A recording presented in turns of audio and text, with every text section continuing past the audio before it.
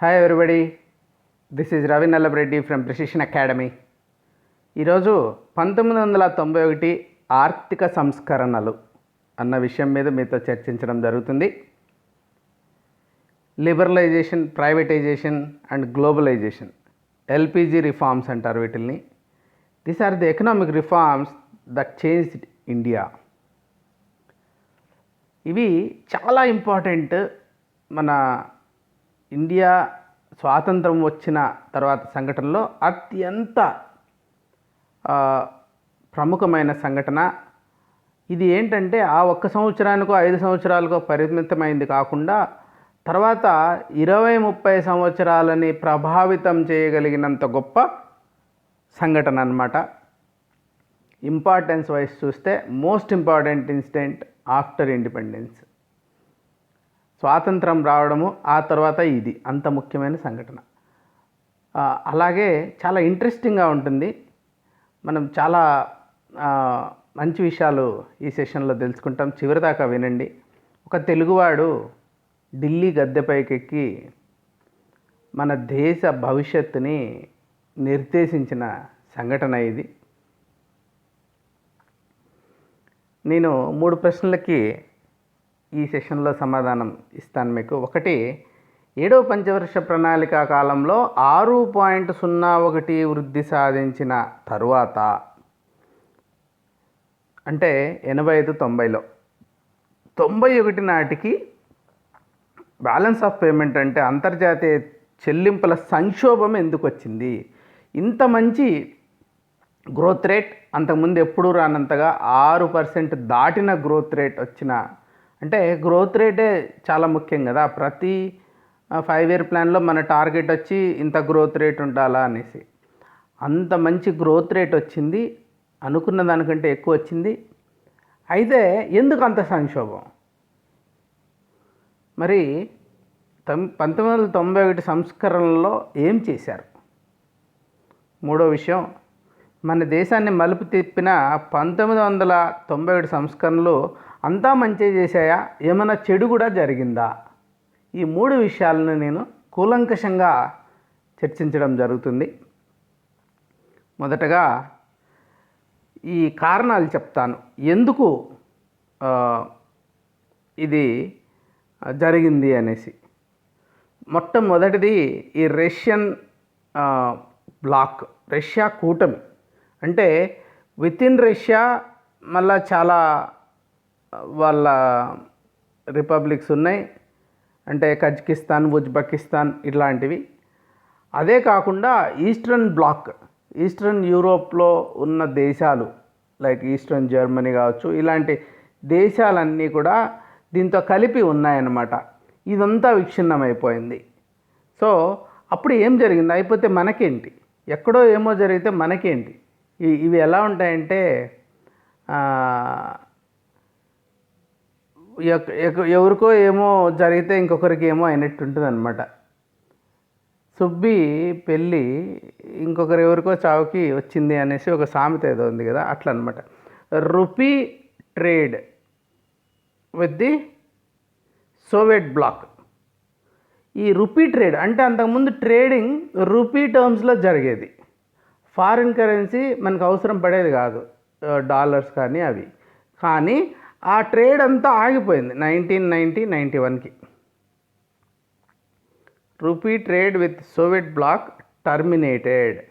అది మనకు చాలా పెద్ద దెబ్బ పడింది అనమాట. ఇంక అన్నిటికీ మరి ఫారిన్ కరెన్సీ అవసరం అయిపోయింది. మన కరెన్సీని మనం వాడలేకపోయాం.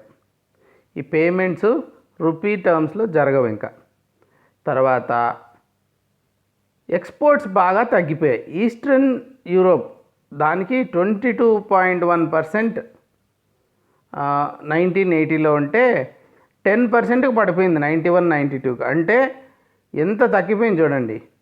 ఈస్టర్న్ బ్లాక్లో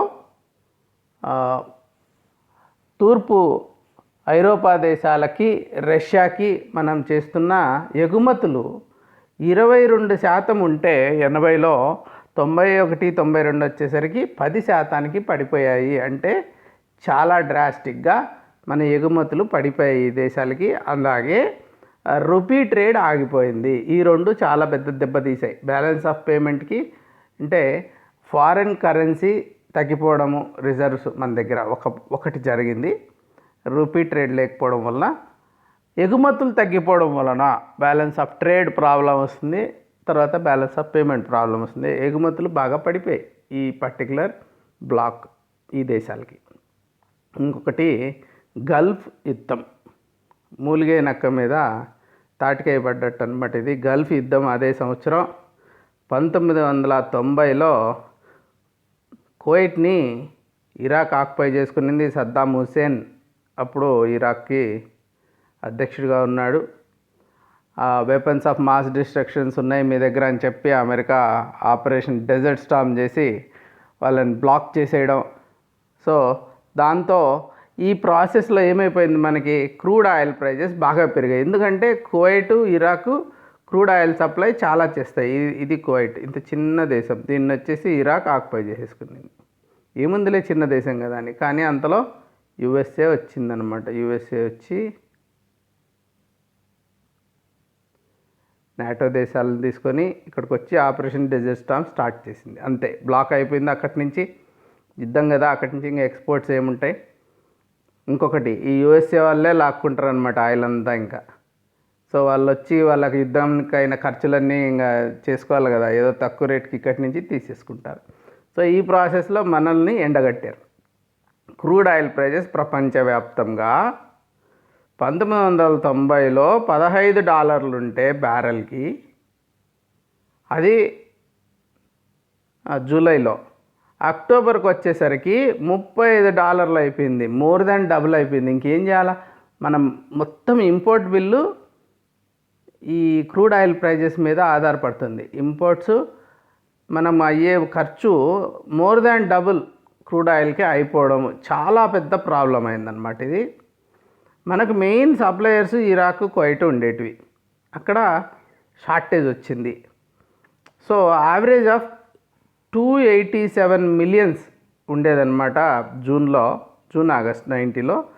petroleum products imports rose sharply to 671 millions. 6 నెలలు గడిచేసరికి $287 మిలియన్ ఖర్చు ఉండేది మన దేశానికి. అది 671కి వచ్చేసింది, మోర్ దాన్ డబుల్. ఇక్కడ చెప్పాను కదా, ఇది 15 నుంచి 35 వచ్చింది, మోర్ దాన్ డబుల్ అని. ఇక్కడ కూడా మోర్ దాన్ డబుల్ అయిపోయింది. ఇది ఎకనామిక్ సర్వే 1991-92 చదివితే మీకు అర్థమవుతుంది. ఆ సంవత్సరం యొక్క ఎకనామిక్ సర్వేలో ప్రముఖంగా దీని గురించి రాయడం జరిగిందనమాట. తర్వాత పోనీ ఈ గల్ఫ్ నుంచి ఆయిల్ రావడం ఆగిపోయింది, రష్యా బ్లాక్ నుంచి మనము ట్రేడ్ ఆగిపోయింది, రూపీ టర్మ్స్ ఆగిపోయాయి. మరి వేరే దేశాల సంగతి ఏమి అని చూసామంటే వరల్డ్ గ్రోత్ కూడా డిక్లేర్ అయిపోయింది. అంటే ప్రపంచం యొక్క వృద్ధి రేటు కూడా బాగా పడిపోయింది. 4.5% నుంచి 2.25% వచ్చేసింది అనమాట 2-3 సంవత్సరాలలో. అక్కడ వాళ్ళకు కూడా మొత్తం ప్రపంచమే ఒక రకమైన ఆర్థిక మాంద్యం వైపుగా పయనం చేస్తూ ఉంది. అందులో ముఖ్యంగా United states single largest export destination అనమాట. అంటే మనము మొట్టమొదటి దేశము, ఎక్కువ మన ఎక్స్పోర్ట్స్ ఎక్కడికి పోతాయి ఎగుమతులు అంటే అమెరికాకి వెళ్తాయి అన్నమాట. అక్కడ 88లో 3.9% ఉండేది, 90 వచ్చేసరికి 0.8% వచ్చేసింది. దాంతో వాళ్ళ గ్రోత్ తక్కువ ఉన్నప్పుడు వాళ్ళకి మనం చేసే ఎక్స్పోర్ట్స్ కూడా తగ్గుతాయి న్యాచురల్గా, వాళ్ళ దగ్గర డిమాండ్ తగ్గినట్టు. అది ఇంకా -1%కి వచ్చింది 91లో, అంటే రిసెషన్కి వెళ్ళిపోయింది అమెరికాలో.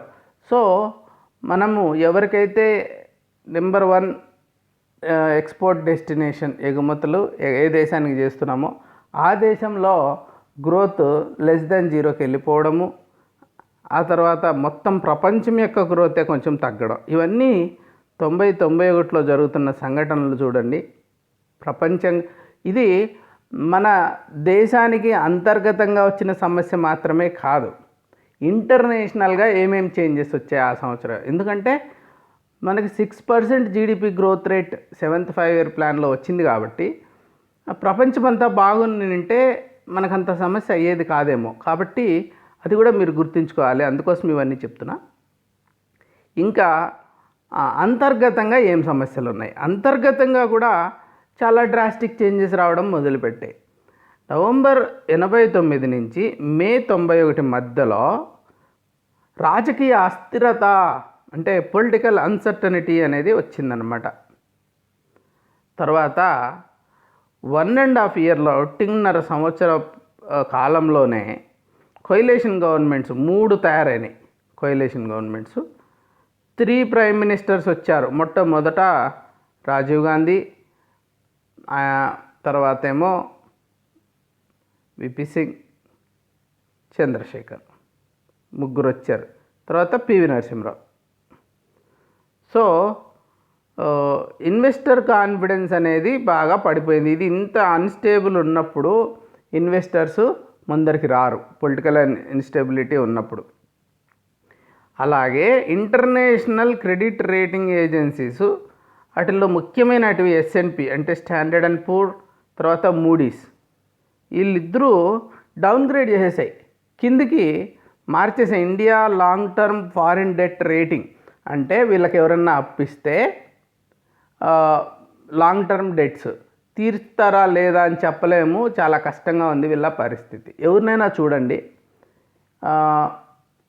12% ఇంట్రెస్ట్కి అప్పు దొరుకుతుంది హ్యాండ్ లోన్స్ మనం వెళ్ళామంటే. అలా కాకుండా కొంచెం ఇతను అప్పులు తీసుకుంటున్నాడు కట్టట్లేదు అనే పేరు వచ్చిందనుకో, అంటే 2 రూపీస్ ఇంట్రెస్ట్కి కూడా ఎవరు ఇవ్వరు, అంటే 24% కూడా ఎవరు, 3 రూపీస్ కూడా. అందుకే 4 రూపాయలైనా పర్లేదు, 5 రూపాయల సంవత్సరం నెలకి, అంటే చాలా ఎక్కువ ఇంట్రెస్ట్ ఇవ్వడానికి కూడా 50%, 60% ఇవ్వడానికి కూడా వీళ్ళు సిద్ధపడతారనమాట. యాన్యువల్ ఇంట్రెస్ట్ రేటు అంతా అంటే వాళ్ళకి క్రెడిట్ రేటింగ్ పడిపోయినట్టు మార్కెట్లో. అలాగే దేశాలకు కూడా ఉంటుంది, వాటిని డిసైడ్ చేసేది S&P అండ్ మూడీస్.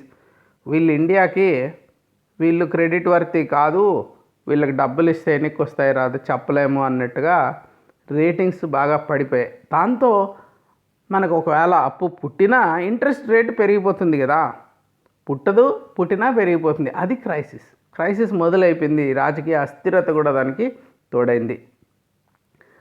వీటన్నిటికీ తోడు ద్రవ్య క్రమశిక్షణ రాహిత్యం అనేది కూడా జరిగిందంటే ఫిస్కల్ ఇండిసిప్లైన్ జరిగిందనమాట. త్రూఅవుట్ 80s ఏం చేశారంటే అన్ని ఇండికేటర్స్ అన్నీ కూడా ఫిస్కల్ ఇంబ్యాలెన్స్ జరుగుతుంది అని సూచించాయి. సో కన్వెన్షనల్ బడ్జెటరీ డెఫిసిట్ అది ఉండకూడదు, అది ఎక్కువైంది. రెవెన్యూ డెఫిసిట్ ఎక్కువైంది. Monetised deficit, gross fiscal deficit. So ఈ డెఫిసిట్ బడ్జెట్స్ అనేటివి మనం చూడొచ్చు అనమాట 80sలో ఎక్కువ. ఏం చేసామంటే ఇంకా మహానలబీస్ మోడల్కి వెళ్ళి మనము హారడ్డోమర్ మోడల్కి వెళ్ళినా కానీ సేవింగ్స్ నుంచి క్యాపిటల్ బ్లాక్, అక్కడి నుంచి మనము డెవలప్ కావాలి, అంతా అటు నుంచి వచ్చాం. కానీ ఎక్కడి నుంచి వస్తుంది సేవింగ్స్? సో అగ్రికల్చర్ నుంచి రావాలి, అది కొంచెం తక్కువ. ఇండస్ట్రీస్ నుంచి వస్తుంది అనుకున్నారు, కానీ మనకు కావాల్సిన గ్రోత్ రేట్ ఎక్కువ ఉండాలనుకున్నప్పుడు డెఫిసిట్ ఫైనాన్స్ చేయడం మొదలుపెట్టాము. సేవింగ్స్ సరిపోక డెఫిసిట్ ఫైనాన్స్ చేయడం మొదలుపెట్టాము. అంటే ఇన్ఫ్లేషన్ పెరుగుతుంది, అలాగే డెఫిసిట్ ఫైనాన్స్ వలన ఫిజికల్ ఇండిసిప్లిన్ అనేది మొదలైంది. అలాగే డెఫిసిట్ ఫైనాన్స్ అంటే ఇండెప్ట్నెస్ ఆఫ్ గవర్నమెంట్ మొదలైందనమాట. డబ్బులు ఫారిన్ ఫండింగ్ ద్వారా పూడ్చడం అనేది చేశారు. దాంతో ఏమైపోయింది, డిపెండెన్స్ ఎక్కువైపోయింది. ఇంట్రెస్ట్ రేట్స్, తర్వాత డెట్ సర్వీసింగ్ అంటారు దీన్ని. అంటే ఈ అప్పుల్ని అంతే అప్పులు ఉంటాయి కానీ మనం వడ్డీల రేట్లు కట్టుకుంటూ వస్తూ ఉంటాం అన్నమాట. The gross physical deficit central గవర్నమెంట్కి మోర్ దాన్ 8% ఆఫ్ జీడిపికి వచ్చేసింది. 85, 86లో 6% ఉన్నింది, 80లో 4% ఉన్నింది, 70sలో. అంటే 4 నుంచి 6, 6 నుంచి 8% కంటే 2%కి 10 ఇయర్స్లో పెరిగిపోతూ వస్తుందన్నమాట. ఫస్ట్ 10 ఇయర్స్లో 2% పెరిగింది, మళ్ళీ 5 ఇయర్స్లోనే పెరిగిపోయింది. సో ఫారెన్ డెట్ పెరిగిపోయింది. అది ఎక్కడ తెలుస్తుంది? ఎకనామిక్ సర్వే 91, 92 చదివితే మీకు అర్థమవుతుందన్నమాట ఈ ఫిజికల్ ఇండిసిప్లిన్ కూడా ఉన్నింది అన్న విషయం. ఈ సర్వేలో యాజ్ ఇట్ ఈస్ తెచ్చి ఇక్కడ పెట్టాను. తర్వాత ఎగుమతులు పెరిగాయి కానీ ఎగుమతుల కంటే దిగుమతులు ఎక్కువ పెరిగాయి. ఇది ఒక ప్రాబ్లం అయిందనమాట. బ్యాలెన్స్ ఆఫ్ ట్రేడ్ దెబ్బతిన్నింది. కాబట్టి మనకి ఫారిన్ కరెన్సీ తగ్గిపోతూ వచ్చింది. ఇంపోర్ట్స్ 2.3% ఆఫ్ జీడిపి పెరిగాయి, ఎక్స్పోర్ట్స్ 0.3% పెరిగాయి. That is the problem. Imports ఏమో 2.3 అంటే దిగుమతులు 2.3% పెరిగితే ఎగుమతులు 0.3% మాత్రమే పెరిగాయి. చూడండి, ఇంపోర్ట్స్ ఎక్స్పోర్ట్స్ బ్యాలెన్స్ తప్పింది. అది మనం ఇక్కడ గమనించాలి. ఈ కారణంగా ట్రేడ్ డెఫిసిట్ అంటారు. ఇప్పుడు వాణిజ్య లోటు అది 1.2% ఆఫ్ జీడిపి ఉండేది 3.2% ఆఫ్ జీడిపికి వెళ్ళిపోయింది. వాణిజ్య లోటు చాలా ఎక్కువ పెరిగిపోయింది. సో మనం ఇక్కడ చూడొచ్చు, ఇంపోర్ట్స్ ఆయిల్ ఇంపోర్ట్స్ కాకుండా నాన్ ఆయిల్ ఇంపోర్ట్స్ విపరీతంగా పెరిగిపోయాయి. నాన్ ఆయిల్ ఇంపోర్ట్స్ 54,000 కోట్ల నుంచి 1,20,000 కోట్లకి వెళ్ళిపోయిందంటే నాన్ ఆయిల్ ఇంపోర్ట్స్ ఎంత వేగంగా పెరిగాయి చూడండి. సో టోటల్ ఇంపోర్ట్స్ కూడా చాలా వేగంగా పెరిగాయి ఈ కాలంలో. ఒక ఈ 7-8 సంవత్సరాలలో 10 సంవత్సరాలలో విపరీతంగా ఇంపోర్ట్స్ పెరిగాయి. అదే ప్రపోర్షన్లో ఎక్స్పోర్ట్స్ పెరగలేదు. న్యాచురలీ మరి ట్రేడ్ డెఫిసిట్ అనేది వస్తుంది, వాణిజ్య లోటు వచ్చింది. సో విదేశీ రుణాల పెరుగుదల ఇది కూడా చాలా ముఖ్యమైన విషయము. High current account deficit, current account లోటు వలన దీన్ని financed by costly sources of external finance. ఇప్పుడు ఏం చేశారు, కరెంట్ అకౌంట్లో కొంత లోటు ఉంది.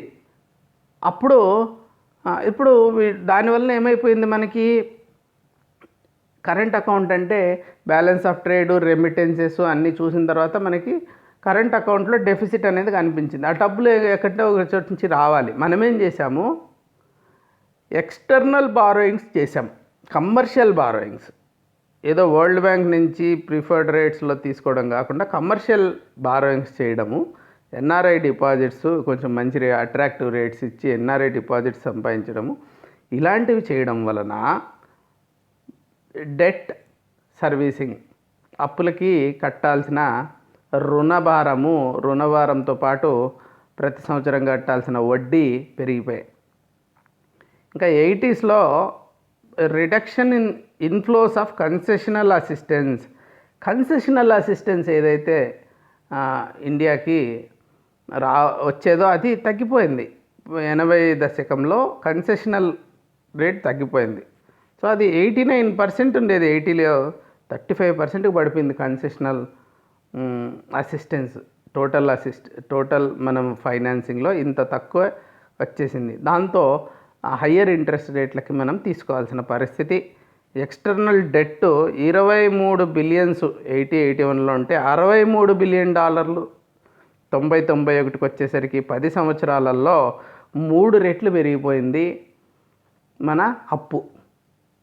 సో అప్పు పెరుగుతా అన్నప్పుడు జనాలకి ఏం పెద్ద బాధ అనిపించదు, తెలియదు. ఎందుకంటే బాగా డబ్బులు ఉంటాయి, హ్యాపీగా ఉంటారు. ఇప్పుడు ఆంధ్రప్రదేశ్ పరిస్థితి చూడండి, అప్పులు పెరిగిపోతున్నాయి. సో అంటే విభజన తర్వాత ఎన్నో కారణాలు ఉన్నాయి, అప్పులు పెరిగిపోతున్నాయి. వెల్ఫేర్ అంటున్నాము, ప్లస్ రెవెన్యూ లోటు చాలా ఎక్కువ ఉంది. సెంట్రల్ గవర్నమెంట్ కూడా అంత మంచి అసిస్టెన్స్ ఇవ్వట్లేదు. సో అలాంటి కారణాల వల్ల పెరిగిపోతుంది. ఇప్పుడేం తెలీదు, ఇప్పుడు అందరికీ బాగానే అనిపిస్తుంది. ఒక స్టేజ్ తర్వాత చాలా కష్టమవుతుంది. సో అలాగే ఇండియాకు కూడా 3 రెట్లు పెరిగిపోయింది అప్పుడు. తర్వాత ఏమో చాలా ఇబ్బందులు పాలైందనమాట ఈ కారణంగా. సో ఇప్పుడు నేను మొట్టమొదటి ప్రశ్న ఏమంటే 6.01 వృద్ధి రేటు సాధించిన తర్వాత ఇంత పెద్ద సంక్షోభం ఎందుకు వచ్చిందంటే కర్ణుడి చావుకి ఎన్నో కారణాలు అంటారు. ఆ రకంగా భారతదేశంలో కూడా 7వ ప్రణాళిక తర్వాత 1991 ఆర్థిక సంక్షోభం రావడానికి ఎన్నో కారణాలు, అవన్నీ నేను మీకు వివరించాను ఇప్పుడు. అలాగే భారతదేశం ఎలా స్పందించింది అని చూసామంటే ఇండియా గవర్నమెంట్ అప్పుడు చంద్రశేఖర్ అంతకుముందు విపి సింగ్ అంటే చంద్రశేఖర్కి చాలా నెత్తికి వచ్చేసింది. ఆ టైంలో ఆయన ప్రైమ్ మినిస్టర్గా ఉన్నప్పుడు ఏం చేశాడంటే బంగారం అంతా కుదవబెట్టడం మొదలుపెట్టాడు. So India's foreign exchange reserves 1.2 billions January 91లో ఉంటే డిప్లీటెడ్ బై హాఫ్ జూన్ వచ్చేసరికి దాంట్లో సగం పడిపోయాయి. అప్పుడు ఏమైపోయింది, 3 వీక్స్ ఎసెన్షియల్ ఇంపోర్ట్స్ 3 వారాల బతకడానికి మాత్రమే సరిపోయేంతగా మిగిలిందనమాట. ఇప్పుడు మన ఇళ్ళల్లో కూడా డబ్బులు పెట్టుకొని ఉంటాం ఏదన్నా అవసరాలకి. అది ఎట్లా అంటే కనీసం ఒక నెల మనకి ఆదాయం లేకపోయినా బతికేట్టు పెట్టుకుంటే అదొక 3 వారాల్లో 2 వారాల్లో బతకగలం అంటే ఎంత టెన్షన్ చూడండి. Secured and emergency loan 2.2 billions IMF దగ్గర అప్పు తీసుకున్నాము. 67 టన్నుల బంగారు వాళ్ళకి కొల్లాటరల్గా ఇవ్వాల్సి వచ్చింది. 67 టన్నుల బంగారుని ఐఎంఎఫ్కి ఇవ్వాల్సి వచ్చింది. వాళ్ళకేమి జాలి దయ అంటే పెద్దగా ఉండవు.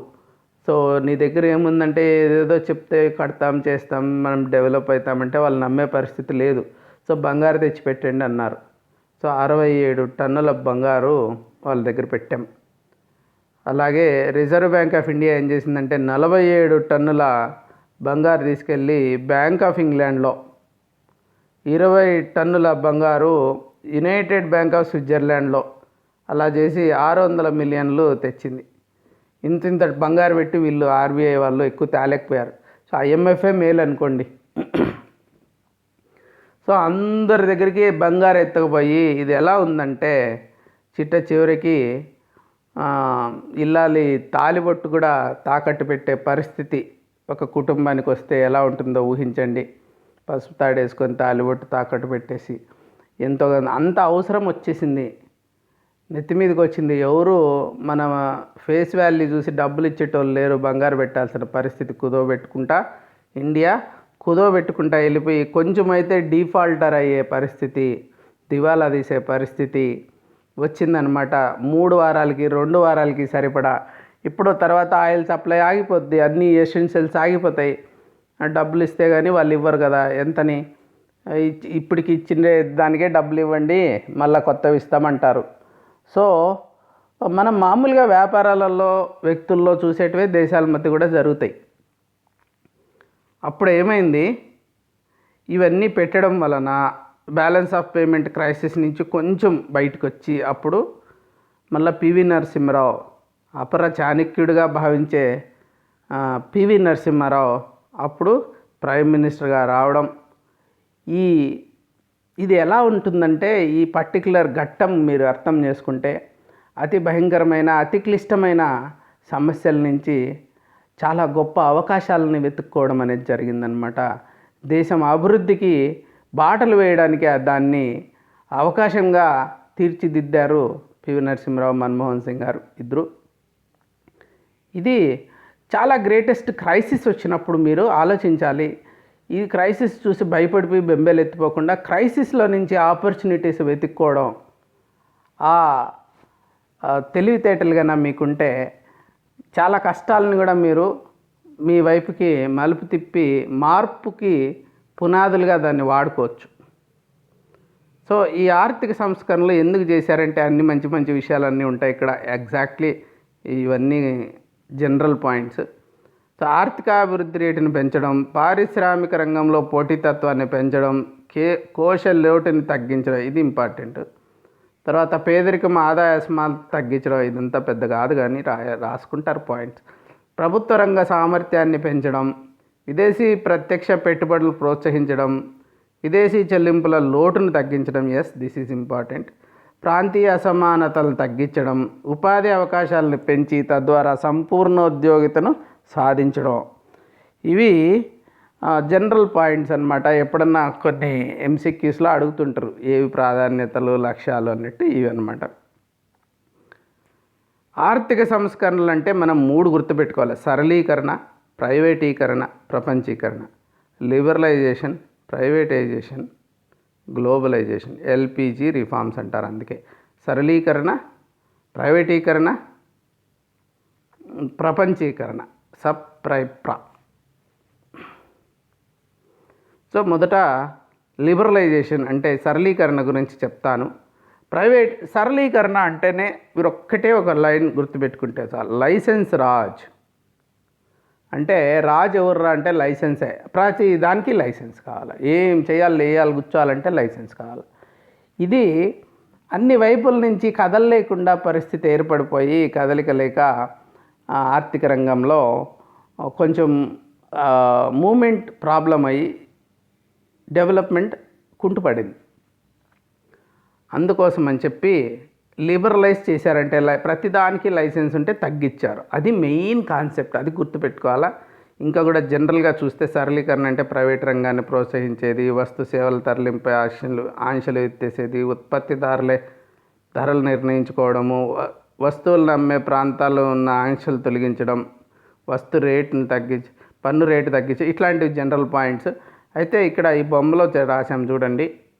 లిబరలైజేషన్ అంటే ఏంటంటే ఏ సెక్టార్స్, ఇండస్ట్రియల్ సెక్టార్ లిబరలైజ్ చేశారు. తర్వాత ఇంకా డీటెయిల్డ్గా ఏం చేశారు ఇండస్ట్రియల్ సెక్టర్ తర్వాత చెప్తాను. ఫైనాన్షియల్ సెక్టార్ లిబరలైజ్ చేశారు, ట్యాక్స్ రిఫార్మ్స్ చేశారు, ఫారిన్ ఎక్స్చేంజ్లో రిఫార్మ్స్ చేశారు, ట్రేడ్ పాలసీస్ రిఫార్మ్స్. ఇవన్నీ వీటన్నిటిలో కూడా ఈ లిబరలైజేషన్ అనేది జరిగింది. సరళీకరించారు. చాలా కంట్రోల్స్ ఉండేటివి ముందు, గవర్నమెంట్ కంట్రోల్స్, వాటిని పూర్తిగా ఎత్తేయడం, చాలా మటుకు తీసేసి చాలా లిబరలైజ్ చేశారనమాట. ఇన్ని రంగాలలో industries, financial sector, tax, foreign exchange, trade policy, ఇన్నిట్లో. ప్రైవేటీకరణ అంటే పబ్లిక్ సెక్టార్ యూనిట్స్. సో అప్పుడు మొదలైంది. ఇంకా మిగిలినట్టు ఏమన్నా ఉంటే బీజేపీ గవర్నమెంట్ ఇప్పుడు అమ్ముకుంటుంది వైజాగ్ స్టీల్ ప్లాంట్ లాగా. సో అప్పుడు ఏం చేశారంటే ఆర్థిక కార్యకలాపాల్లో ప్రభుత్వ రంగ పాత్రని తగ్గించి ప్రైవేట్ రంగ పాత్రని పెంచడం. అంటే ఎకానమీలో ఇప్పుడు నెహ్రూ ఏం చేశారు, ప్రైవేట్ అంటే ఇంకా అంత క్యాపిటల్ లేదు కాబట్టి ప్రభుత్వమే ముందరకు వచ్చి ఆర్థిక రంగాన్ని, ప్రభుత్వం ఓన్లీ గవర్నెన్స్ కాకుండా ఎకానమీలో కూడా మేజర్ రోల్ ప్లే చేయడం. అదే కదా ప్రణాళికల యొక్క ముఖ్య ఉద్దేశం, ఆ మెయిన్ కాన్సెప్ట్ నమూనా అదే. హారడ్ డోమర్ కానీ మహాలనోబిస్ ఈ నమూనాల నుంచి 7వ పంచవర్ష ప్రణాళిక దాకా అదే నమూనాలో వెళ్ళాం మనం. ఆర్థిక కార్యకలాపాల్లో ప్రభుత్వ రంగమే ప్రముఖ పాత్ర పోషించేది కదా, దాన్ని తగ్గించారు ఇప్పుడు 91లో. ప్రభుత్వ రంగ పెట్టుబడులని ఉపసంహరించారు, విత్డ్రా చేయడం మొదలుపెట్టారు ఇన్వెస్ట్మెంట్స్. ప్రైవేట్ రంగంలో నూతన పరిశ్రమలు ఏర్పాటు చేయడం, దాన్ని ప్రోత్సహించారు. ప్రైవేట్ రంగంలో పరిశ్రమలకు ఆధునీకరణ, విస్తరణ, వీటి మీద కూడా ఆంక్షలు ఉండేటివి. ఎక్స్పాండ్ చేసుకోవాలా, టెక్నాలజీ ఇంపోర్ట్ చేసుకోవాలంటే చాలా ఆంక్షలు ఎందుకు ఉండేటివో తెలియదు అప్పుడు. సో వాటన్నిటికీ ఆంక్షలు తీసేశారు. ప్రైవేట్ రంగ పరిశ్రమలు లాభోద్దేశంతో పనిచేస్తాయి. అవి పూర్తి సామర్థ్యం మేరకు పనిచేయడంతో పాటు సక్రమ నిర్ణయాలు తీసుకుంటాయి. వాళ్ళ లాభం కోసమైనా కానీ వాళ్ళు ఎఫిషియెంట్గా, ఉత్పాదకత ఎక్కువ అంటే ప్రొడక్టివిటీ ఉండేటట్టు చేస్తాయి. కాబట్టి అటువైపు మొగ్గు చూపడం మొదలుపెట్టారు 91లో. ప్రైవేటీకరణ. ఇప్పుడు గ్లోబలైజేషన్. అంతర్జాతీయంగా వస్తువులు, సేవలు, మూలధనం, సాంకేతిక పరిజ్ఞానం. అంటే ముందు మనము ప్రపంచీకరణ అంటే ఎక్స్పోర్ట్స్, ఇంపోర్ట్స్ అంటే ఓన్లీ గూడ్స్ చూస్తాం, వస్తువులే కాదు సేవలు కూడా, సర్వీసెస్. మూలధనం అంటే క్యాపిటల్. ముందు క్యాపిటల్ రెస్ట్రిక్షన్స్ ఉండేవి, ఇంతకంటే ఉండకూడదు. దానికి కూడా కారణం ఉంది. అంతకుముందు ఒక ఈస్ట్ ఇండియా కంపెనీ, ఒక మల్టీనేషనల్ కంపెనీ అనుకోవచ్చు, వాళ్ళ బేస్ లండన్లో ఉంది. వాళ్ళు వస్తే ఎంత ఇబ్బంది పెట్టారు మన దేశాన్ని, 200 సంవత్సరాలు పీక తిన్నారు. సో ఆ ఎక్స్పీరియన్స్తో మూలధనం అంటే ఫారిన్ కంట్రీస్ రావడం, ఎంఎన్సీస్ రావడం అంటే మనకు భయం ఉండేది. కాబట్టి వాటిని రెస్ట్రిక్ట్ చేశారు. కానీ 91లో రిలాక్స్ చేశారు. సాంకేతిక పరిజ్ఞానం మీద కూడా ఆంక్షలు ఉండేటివి ముందు, టెక్నాలజీ ట్రాన్స్ఫర్ మీద, వాటిని కూడా తీసేశారు. సో సమాచార సాంకేతిక విప్లవం ద్వారా ప్రపంచాన్ని గ్లోబల్ విలేజ్గా మార్చవచ్చు అని మొట్టమొదటిసారి గుర్తించారు. ఏ ప్రాంతంలో ఏ వస్తువు అయినా వినియోగదారులు అందరికీ, అంటే ప్రపంచంలో ఉండే వస్తువులన్నీ ఇండియాలో కూడా దొరికేటట్టు, ఆర్థికాభివృద్ధి ఫలితాలు ప్రపంచంలో అన్ని దేశాలకు రావాలా అన్న ఉద్దేశంతో ఉండేదే ప్రపంచీకరణ. గ్లోబల్ విలేజ్ లాగా మొత్తం ప్రపంచమంతా బార్డర్స్, హార్డ్ బార్డర్స్ కాకుండా కొంచెం ఫ్రీ చేశారనమాట. దట్ ఈస్ ప్రపంచీకరణ. ఈ రిఫార్మ్స్ అంటేనే మనకు మెయిన్గా ఐటీ ఇండస్ట్రీ గుర్తొస్తుంది. ఐటీ ఇండస్ట్రీలో ఐటీఎస్ ఎనేబుల్డ్ సర్వీసెస్, అంటే ఇన్ఫర్మేషన్ టెక్నాలజీ ఎనేబుల్డ్ సర్వీసెస్, ఇవన్నీ కూడా ముందు 1990కి 100 మిలియన్స్ ఉండేటివి. 1 బిలియన్ కూడా లేదు అప్పటికి మన ఇండస్ట్రీ సైజు. అది 96 వచ్చేసరికి 1 బిలియన్, అంటే 10 రెట్లు పెరిగి 1 బిలియన్ అయింది 96కి. తర్వాత ఇంకొక 4 సంవత్సరాలు పోయేసరికి 5 బిలియన్ అయింది. అంటే ఇది 90 నుంచి లెక్క తీస్తే అంటే 10 సంవత్సరాల్లో 50 times. This is phenomenal growth. కంపల్సరీగా దానివల్లనే ఈ రిఫార్మ్స్ వల్లనే ఐటీ ఇండస్ట్రీ ఇండియాలో పెరగడం జరిగింది. ఇండస్ట్రీ రెవెన్యూ 160 బిలియన్స్ ఉంది ఇప్పుడు. 160 బిలియన్స్ చాలా పెద్ద ఇండస్ట్రీ ఇప్పుడు అది.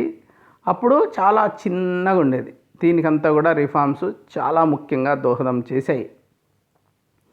ఇప్పుడు 3.5 మిలియన్ పీపుల్ ఎంప్లాయ్ ఉన్నారు దీంట్లో.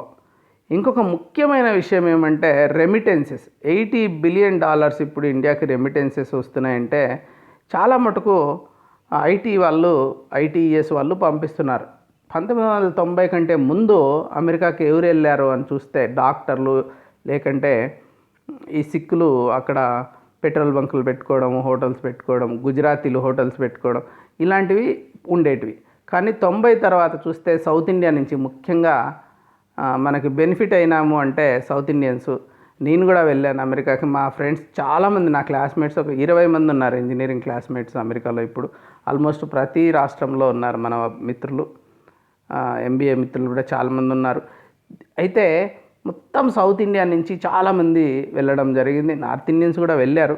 సో ఇండియన్స్ అంతా అక్కడికి వెళ్ళడం, రెమిటెన్సెస్ వచ్చాయి. సో నేనే ఒక $200K 300K ఇండియాకి పంపించింటాను. సో బ్రెయిన్ డ్రైన్ అనుకున్నాం కానీ అక్కడి నుంచి మనకి రెమిటెన్సెస్ ఎంత వచ్చాయి అది చూసుకుంటే చాలా లాభం జరిగింది ఇండియాకి, ఐటీ ఇండస్ట్రీస్కి ఈ రిఫార్మ్స్ వలన. ఇప్పుడు నారాయణ మూర్తి ఏమన్నారో చూద్దాము. If there is one great example of success of liberalisation it is Infosys అన్నారనమాట నారాయణ మూర్తి. ఎందుకంటే ఇది ఇన్ఫోసిస్ 81 నుంచి 91 దాకా just less than $5 million growth ఉంటే, తర్వాత 20 ఇయర్స్లో లిబరలైజేషన్ వచ్చిన తర్వాత $6 బిలియన్ కంపెనీగా అయింది. అంటే 6 బిలియన్స్. సో ఎంత పెద్దగా గ్రో అయింది అది. 5 మిలియన్స్ ఎక్కడ, 6 బిలియన్స్ ఎక్కడ. సో అది ఒక చీమంత అయితే ఇది ఏనుగంత గ్రోత్. అంతేకాకుండా ఐటీనే కాకుండా చాలా ఇండస్ట్రీసు ఎంటర్ప్రెన్యూరల్గా ముందరికి రావడం, లైసెన్స్ రాజా వెళ్ళిపోవడం వలన, ఈ రిఫార్మ్స్ చేయడం వలన, ఇంకొక రకంగా మనం చూస్తే in simple terms 62 different first generation companies got listed in group A of బీఎస్సీలో స్టాక్ ఎక్స్చేంజ్లో 95 నుంచి 2001 మధ్యలో చూసామంటే 62 కొత్తగా గ్రూప్ ఏ కంపెనీలుగా లిస్ట్ అయినాయి. ఒక 588%. సో ప్రైవేట్ సెక్టర్ పెరిగింది, చాలా కంపెనీలు గ్రో అయ్యాయి. ఇది మనం చూడొచ్చు అనమాట లిబరలైజేషన్ తర్వాత. ఇప్పుడు కొన్ని డయాగ్రమాటికల్గా నేను చూపించడం జరుగుతుంది. ఇప్పుడు దీనికంతా ఎవరు అంటే నరసింహరావు, పివి నరసింహరావు, మళ్ళీ తెలుగువారి ముద్దుబిడ్డ, పొలిటికల్ ఆర్కిటెక్టు. చాలా సర్ప్రైజ్ అయ్యారు అప్పుడు మన్మోహన్ సింగ్. మామూలుగా ఫైనాన్స్, డిఫెన్స్ ఇట్లాంటివి ఇండియాలో చాలా, అంటే నెంబర్ 1 ప్రైమ్ మినిస్టర్ అయితే నెంబర్ 2, నెంబర్ 3 ఈ పోస్టులు అనమాట. అంత పెద్ద మినిస్ట్రీ అది, చాలా ఇంపార్టెంట్ మినిస్ట్రీ. ఎప్పుడు కూడా పొలిటీషియన్స్ ఎంపీస్కి వచ్చేది. అట్లాంటిది మన్మోహన్ సింగ్ని రాజ్యసభకు పంపించి మినిస్టర్ చేయడం. ఆయన ప్రణాళికా సంఘం అధ్యక్షుడిగా ఉన్నారు ముందు. అంతకుముందు ఆర్బీఐ, అంతకుముందు అడ్వైజర్ ఉన్నారు. ఆయన తీసుకొచ్చి ఒక ఎకానమిస్ట్ని, ఫైనాన్స్ మినిస్టర్గా ఒక ఎకానమిస్ట్ని పెట్టడం. తర్వాత ఏఎన్ వర్మ అది అంతా ఇంప్లిమెంట్ చేయడం. వీళ్ళు ముగ్గురు కలిసి ఎకనామిక్ రిఫార్మ్స్ని ముందరికి తీసుకెళ్లారు. ఏం చేశారంటే ఇన్ఫ్రాస్ట్రక్చర్ ట్రాన్స్ఫార్మ్ అయింది. బిఫోర్ 91 చూసుకుంటే వన్ టెలిఫోన్ బిఎస్ఎన్ఎల్ ఒక్కటే ఉండేది. బిఎస్ఎన్ఎల్లో నాకు 90 ఆ టైంలో ఇంటర్నెట్ కావాలి, బ్రాడ్బ్యాండ్ కావాలంటే ఎన్నిసార్లు తిరగాల్సి వచ్చేదో. చాలా సీనియర్ ఆఫీసర్తో రికమెండేషన్ చేసుకుంటే రూటర్స్ లేవంటారు, అది లేవంటారు, కనెక్షన్ లేదంటారు. ఒక పెద్ద లిస్ట్ ఉంటుంది. ఫోన్ రావాలంటే కూడా ఎన్నో నెలలు వెయిట్ చేయాల్సి వచ్చేది ముందు. దానికంత పెద్ద పెద్ద రికమెండేషన్లు. ఫోన్లు కావాలంటే టెలిఫోన్ అంటే బిఎస్ఎన్ఎల్ ఇంజనీర్స్కి వాళ్ళ ఆఫీసర్లకి పెద్ద డిమాండ్ అనమాట. అప్పుడు పెద్ద రెస్పెక్ట్. అలాగా ఇంటర్నెట్ రావడానికి నాకు చాలా పెద్ద రికమెండేషన్ చేసుకోవాల్సి వచ్చింది. తర్వాత ఇప్పుడు చూడండి, ప్రైవేట్ టెలిఫోన్ కంపెనీస్ ఇంటికి సిమ్ కార్డులు అట్లా అడిగితే ఇట్లా ఇచ్చేసి ఈ పరిస్థితి ఇప్పుడుంది. అప్పుడు ఓన్లీ ఒక టెలిఫోన్ కంపెనీ, ఇంకొకటి అప్పుడు ఒకే ఒక ఎయిర్లైన్స్. ఇప్పుడు ఎన్ని ఎయిర్లైన్స్ ఉన్నాయి? అప్పుడు ఎయిర్పోర్ట్స్ అన్నీ గవర్నమెంట్ మెయింటైన్ చేసేది, చిన్నగా అలా ఉండేటివి అనమాట. ఏం పెద్ద మెయింటెనెన్స్ లేదు, చూడబుద్ధి కూడా అయ్యేది కాదు. ఇప్పుడు చూస్తే world class private sector airports. Hyderabad చూడండి ఎంత అద్భుతంగా ఉంటుందో ఎయిర్పోర్ట్ మంది. ఇదంతా ఇన్ఫ్రాస్ట్రక్చర్లో మొత్తం ట్రాన్స్ఫార్మ్ అయింది ఈ రిఫార్మ్స్కి ముందు తర్వాత చూస్తే. తర్వాత ఫైనాన్స్ సెక్టర్ చూసామనుకోండి, before 91 only public sector banks ఉండేటివి. తర్వాత 91లో ప్రైవేట్ సెక్టర్ బ్యాంక్స్ ఐసిఐసిఐ అని అవన్నీ వచ్చేసాయి. తర్వాత fixed share price IPOs government fix చేసేది, ఇంత అని ఐపీఓ. ఇప్పుడేం లేదు. సో గవర్నమెంట్ రోల్ ఎండ్ చేసేసినారు. తర్వాత only one main stock exchange BSE ఉండేది, ఇప్పుడు ఎన్ఎస్సి కూడా వచ్చింది. వన్ గవర్నమెంట్ మ్యూచువల్ ఫండ్, ఒకటే ఒకటి గవర్నమెంట్ది. కానీ ఇప్పుడు ఎన్ని mutual funds? Only government insurance companies ఉండేటివి ముందు, ఎల్ఐసి అవి. ఇప్పుడు ఎన్ని ఉన్నాయండి ఇన్సూరెన్స్ కంపెనీసు? సో మనకి చాయిస్ బాగా పెరిగిపోయింది, ఎఫిషియన్సీ పెరిగిపోయింది ఈ సెక్టర్లో, ఫైనాన్షియల్ సెక్టర్. ఇంకా ఇంపోర్ట్ డ్యూటీ అప్పుడు 150% దాకా ఇంపోర్ట్ డ్యూటీ ఉంటే యావరేజ్గా తగ్గించుకుంటూ వస్తున్నారు, గ్రాడ్యువల్గా తగ్గించుకుంటూ వస్తుంటే ఇప్పుడు ఆల్మోస్ట్ 10%కి తగ్గిపోయింది. ఇంకా ట్రేడ్ 91 ముందు ఇంపోర్ట్ లైసెన్సెస్, ఎనీ ఇంపోర్ట్ ఏం చేయాలన్నా లైసెన్స్ కావాలి మనకి ఇంపోర్ట్ చేసుకోవాలంటే. ఇప్పుడు ఇంపోర్ట్ లైసెన్సెస్ అబాలిష్ చేశారు. అప్పుడు యావరేజ్ 100% ఇంపోర్ట్ డ్యూటీ, అసలు ఇంపోర్ట్ని డిస్కరేజ్ చేయాలని 100% ఇంపోర్ట్ డ్యూటీ ఉంటే ఇప్పుడు 10%కి పడిపోయింది. ఫారిన్ ఎక్స్చేంజ్ అస్సలు చాలా కష్టంగా ఉండేది, దొరకాలంటే చాలా కథ అది. ఇప్పుడు ఫ్రీలీ అవైలబుల్, ఫ్రీలీ ట్రేడెడ్. ఇంకా ఇండస్ట్రీ విషయానికి వస్తే పరిశ్రమలు, ప్రతి దానికి ఏం పెట్టాలన్నా పరిశ్రమలకి లైసెన్సులు అవసరం. ఇది ఇప్పుడేం లేదు, నో లైసెన్స్. సో ఇప్పుడు పొల్యూషన్ అవన్నీ చూపించుకోవాలి పర్మిషన్స్, కానీ ముందులాగా ఈ ప్రతిదానికి లైసెన్సులు లేవు ఇప్పుడు. నో ఫారెన్ ఇన్వెస్ట్మెంట్, ఇప్పుడు ఫారెన్ ఇన్వెస్ట్మెంట్ అలో అయింది. లైసెన్స్ అంటే విదేశీ పెట్టుబడి. టెక్నాలజీ అంటే శాస్త్ర సాంకేతిక పరిజ్ఞానము విదేశాల నుంచి తెచ్చుకోవాలంటే ముందు లైసెన్సులు, అంత పర్మిషన్స్ అవసరం. ఏం పర్మిషన్స్ లేవు, డైరెక్ట్ తెచ్చేసుకోవచ్చు. Mini industries reserved for public sector, చాలా రంగాల్ని పబ్లిక్ సెక్టార్కి మాత్రం పరిమితం చేసింటే ఇప్పుడు దాదాపు అన్నిట్లో ప్రైవేట్ సెక్టర్ వచ్చేసింది. ఈవెన్ డిఫెన్స్ లెక్క వచ్చేసింది ఇప్పుడు. ముందు సర్టన్ ఏరియాస్కి మాత్రమే పెద్ద కంపెనీలన్నింటినీ పరిమితం చేశారు. ఇప్పుడు ఎక్కడైనా కూడా ఆ కంపెనీలు ఇన్వెస్ట్ చేసుకోవచ్చు. కాబట్టి ఇండస్ట్రియల్ పారిశ్రామిక రంగంలో కూడా పెను మార్పులు వచ్చాయి 91లో. దీనివల్ల ఏం లాభాలు, ఏం నష్టాలు? లాభాలు చూస్తే ముఖ్యంగా పావర్టీ, ముందు సినిమాలు కూడా చూడండి, ఆ టైంలో పేదరికము, నిరుద్యోగము చాలా ఎక్కువ కనిపించేటివి ఆ సినిమాలలో. 36% ఉంటే 99 అంటే 10 సంవత్సరాల్లోనే 26%కి అంటే 10% పేదరికం తగ్గింది. అలాగే ఎయిర్ ట్రావెల్ తీసుకోండి, చాలా ఎక్స్పాండ్ అయిందన్నమాట, సివిల్ ఏవియేషన్. తర్వాత ఈ రిఫార్మ్స్ తర్వాత ఓపెన్ స్కైస్ పాలసీ అని పెట్టారు 91లో. దీనివల్ల ఇప్పుడు దాదాపు అందరికీ ఒకసారన్నా విమానాల్లో పైన అనుభవం ఉండింటుంది మీకు కూడా. సో ఎందుకని ఇప్పుడు 2000కి 3000కి ఆల్మోస్ట్ ఫస్ట్ ఏసీ రైల్లో పోయే ఛార్జెస్తో ఫ్లైట్ దొరుకుతోంది. కడపకి, ఇప్పుడు తిరుపతికి 2000, 3000ల్లో వెళ్ళిపోతుంటాం హైదరాబాద్ నుంచి. తర్వాత రిఫార్మ్స్ తర్వాత బార్డర్స్ ఫారిన్ గూడ్స్కి తెరవడం, ఈజీ యాక్సెస్ అయింది foreign technology. Cell phone example తీసుకోండి, ఎంత యాక్సెస్ ఇప్పుడు ప్రతి కూలోళ్ళకి కావచ్చు, ఎవరికైనా కానీ ప్రతి ఒక్కరికి ఇప్పుడు సెల్ ఫోన్స్ లేని వాళ్ళే లేరు. ఇంటికి ఎంతమంది ఉంటే అన్ని సెల్ ఫోన్స్ వచ్చేసాయి. సో ఇవన్నీ కూడా సంస్కరణలే మూల కారణంగా మనం భావించాలి. ఇంకా లాభాలు చూస్తే ఆటోమోటివ్ అంటే ఆటోమొబైల్ ఇండస్ట్రీ చాలా ఎక్స్పాండ్ అయింది. అంతకుముందు ఇన్నిన్ని కంపెనీలు, ఇంతింత ప్రొడక్షన్ ఇండియాలో ఉండేది కాదు. మొబైల్ సెక్టర్ తర్వాత కాంపిటీషన్ కూడా ఈ సెక్టార్లో పెరిగి మోటార్ వెహికల్స్ చాలా మంచివి, చాలా మంచి రేట్కి ఇప్పుడు వస్తున్నాయి. ఇంకా గ్లోబల్ మార్కెట్స్లో ఒక మంచి పేరు తెచ్చుకోవడం, ఫారిన్ టూరిస్టులు పెరగడం, టూరిజం కూడా పెరిగింది.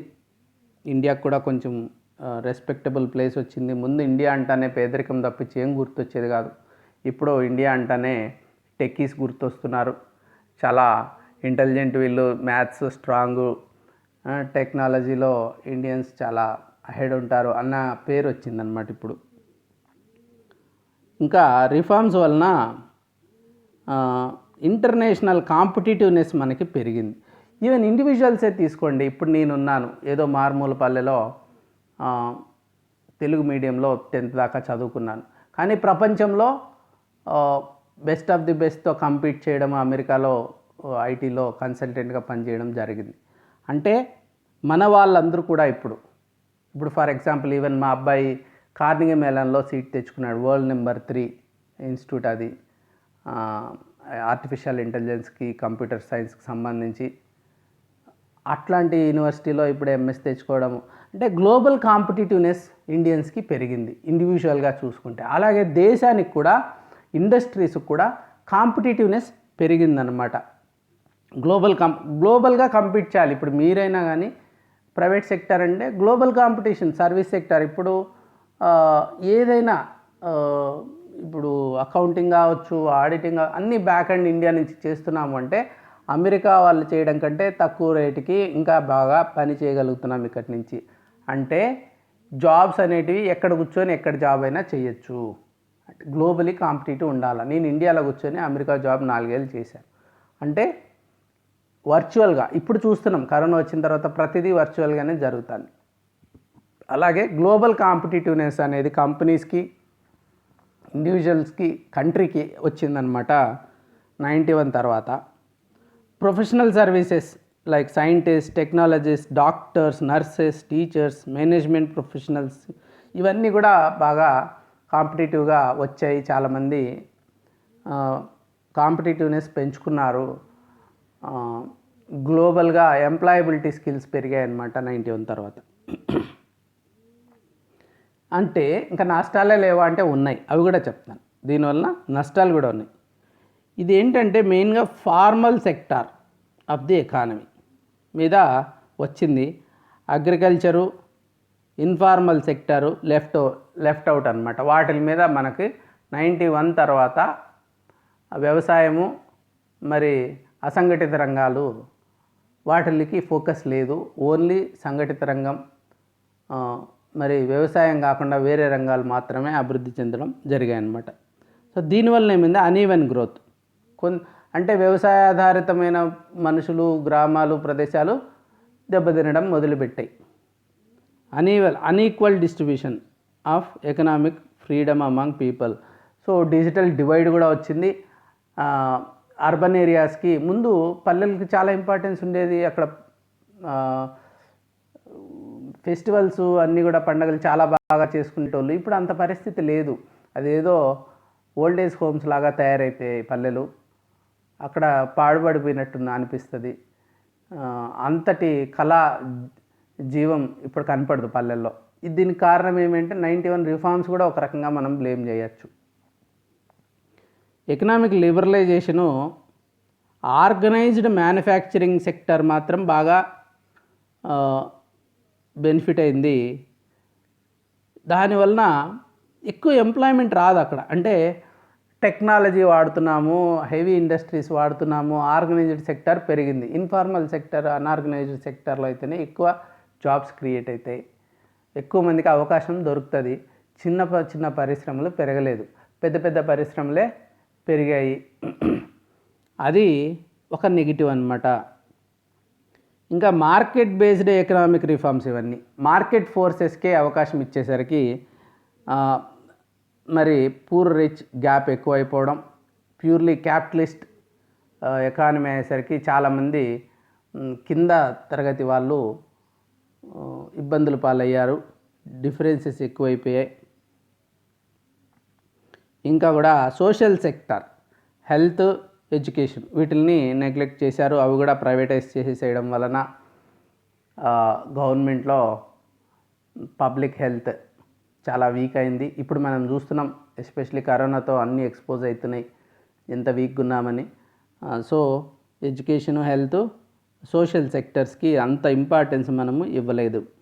ఎంతసేపు అయినా కానీ ఇండస్ట్రీసు, డబ్బులు, ఎకానమీ ఇవే చూసుకున్నాం, కానీ సోషల్ సెక్టర్ కొంత నెగ్లెక్ట్ అయింది. ఇంకా గ్రోత్ అయితే వచ్చింది, మంచి గ్రోత్ వచ్చింది. 91 తర్వాత చాలా మంచి గ్రోత్ వచ్చింది.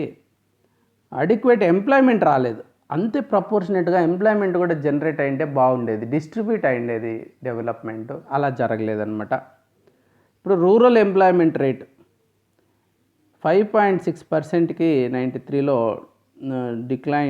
డిక్లైనింగ్ టు దట్ అనమాట. 7.21% 99-2000 all India urban rate of unemployment. So ఈ అన్ఎంప్లాయ్మెంట్ రేట్స్ పెరగడం అనేది మనం చూడొచ్చు. బిఫోర్ ఐ కంక్లూడ్, మన తెలుగు వాళ్ళ అందరూ గర్వించదగ్గ మహానేత, మహామేధావి, బహుభాషావేత్త, 15 భాషలు అనర్గళంగా మాట్లాడి రాయగలిగిన, రచనలు చేయగలిగిన చాలా గొప్ప వ్యక్తి. మీరు ది ఇన్సైడర్ లేదా లోపలి మనిషి అనే ఒక పుస్తకం చదవండి, అతని యొక్క గొప్పతనం మీకు అర్థమవుద్ది.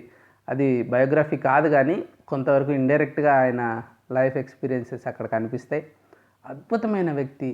మనము అన్ఫార్చునేట్లీ మన దేశం అది గుర్తించలేదు. మన తెలుగు వాళ్ళ మనమే గుర్తించడం, మనమే గుర్తించకంటే ఇంకా వేరే దేశంలో వేరే ప్రాంతం వాళ్ళు ఏం గుర్తిస్తారు? జ్ఞానభూమికి వెళ్ళండి, ఎవరు చూస్తున్నారు ఆయన గురించి, ఎవరు గౌరవిస్తున్నారు ఆయన్ని? ఏదో ఖాళీగా పడి ఉంటుంది, ఏ రోజు వచ్చి ఏం చేస్తున్నాము. సో ఇది అదే ఢిల్లీకి వెళ్ళామంటే రాజీవ్ గాంధీ, ఇందిరాగాంధీ, నెహ్రూ, గాంధీ వీళ్ళ సమాధుల దగ్గర ఎంత పెద్దగా, ఎంత గొప్పగా చేసుకుంటాము. ఎందుకు గౌరవించమో తెలియదు, కానీ ఇతను మాత్రం చాలా గొప్ప, భారతదేశం మొత్తం గర్వించదగ్గ, తెలుగు వాళ్ళు కీర్తించదగ్గ వ్యక్తి. ఆయన ఏమన్నాడు చూస్తే, ఆయన ఎంత గొప్ప ఇంటెలెక్టు, ఎంత గొప్ప మేధావి అనేది ఇక్కడ చూడండి. ఆయన 2 ముఖ్యమైన సంఘటనలు మనం గుర్తుపెట్టుకోవాలి. ఒకటి 91 రిఫార్మ్స్ అయితే, రెండోది బాబ్రీ మసీద్ కూల్చివేసేటప్పుడు ఆయన గమ్మున ఉన్నాడు. ఇది ఎందుకంటే ప్రతి సంవత్సరము పెద్ద గొడవలు హైదరాబాద్లో కూడా అంతకుముందు కమ్యూనల్ వైలెన్సు, 200-300 మందిని పొడుచుకొని చచ్చిపోయి కర్ఫ్యూలు, షూటౌట్ సైట్స్, ఇవన్నీ కూడా ఈ మతం బేసిస్ మీద రెచ్చగొట్టాలని ఒక పార్టీ ప్రయత్నం చేస్తుంది. ఇంకో మొత్తం దేశం అంతా అల్లకల్లోలం అయిపోతుంది. దీనికి ఒక పరిష్కారం పర్మనెంట్గా కావాలి. అక్కడ బాబ్రీ మసీద్ ఉన్నంత వరకు ఈ పరిష్కారం కాదనుకొని ఆ రోజు గమ్మున అయిపోయాడు. ఏం చెప్పలేదు, ఆపగలిగితే కూడా ఆపలేదు, చూస్తూ ఉన్నాడు అనమాట. డెసిషన్ తీసుకోలేదు అనుకుంటారు, ఇండెసిసివ్ అవుతాను అనుకుంటారు. దాని మీద అలాంటి సంఘటనలు వచ్చినప్పుడు ఈయన స్టేట్మెంట్ చూడండి ఎంత గొప్పగా చెప్పాడో. When I don't make a decision, అంటే నేను ఏదైతే నిర్ణయం తీసుకోవట్లేదో, it's not that I don't think about it, దాని గురించి ఆలోచించక కాదు, ఐ థింక్ అబౌట్ ఇట్, నేను దాని గురించి ఆలోచిస్తాను, and make a decision not to make a decision, అప్పుడు ఒక నిర్ణయం తీసుకుంటాను, ఏ నిర్ణయం తీసుకోకూడదు అన్న నిర్ణయం తీసుకుంటాడు. So not making a decision is also a decision. అప్పుడు ఏ డెసిషన్ తీసుకోకుండా గమ్మున కూర్చోవడం కూడా అదొక పెద్ద డెసిషన్ అని చెప్పాడనమాట. ఇది ఆ బాబ్రీ మసీద్ సంఘటనకి చాలా కరెక్ట్గా అతికినట్టుంటుంది. చాలా ఫేమస్ కొటేషన్ అతంది. సో ఆయన గొప్పతనాన్ని మరొకసారి జోహార్లు అర్పిస్తూ ఈ సెషన్ నేను కంక్లూడ్ చేస్తున్నాను. Thank you very much for joining. మీరు ఇంతవరకు రిజిస్టర్ చేసుకోకుంటే pressionacademy.in రిజిస్టర్ చేసుకోండి. మీకు ఏమైనా క్వశ్చన్స్ ఉంటే 810101405060కి కాల్ చేయొచ్చు. 85 నా పర్సనల్ నెంబర్ కాబట్టి కాల్ చేయకండి, జస్ట్ మెసేజ్ పెట్టండి. మెసేజ్ పెడితే డెఫినెట్గా నేను రిప్లై ఇస్తాను, అవసరం అనుకుంటే మాట్లాడతాను. Have a good day. Thank you. Bye.